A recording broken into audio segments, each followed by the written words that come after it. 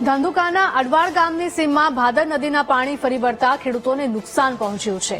પાટણની પેટા કેનાલમાંથી ભાદર નદીમાં પાણી છોડાયું હતું। કેનાલમાંથી ભાદર નદીમાં છોડાયેલું પાણી ખેતરમાં ફરી વળતા 200 વીઘાના ખેતરમાં ચણાના ઉભા પાકને ભારે નુકસાન પહોંચ્યું। નદીના પ્રવાહની ગતિને કારણે નદીના વહેણ ખેતર સુધી આવી પહોંચતા ખેડૂતો મુશ્કેલીમાં મુકાયા છે। સંવાદદાતા હરિઓમ જોડાયા છે। હરિઓમ, જણાવશો, ધંધુકાના અડવાળ ગામની સીમમાં ભાદર નદીના પાણી ફરી વળ્યા છે। હિરલ, ધંધુકાનું અડવાળ ગામ છે તે ભાદર નદીના કિનારે આવેલું છે। અહીં પાછલા 3 દિવસથી જે ભાદર નદી રાણપુર થઈને આવે ત્યાં વચ્ચેથી પેટા કેનાલ પસાર થાય છે પાટણાની।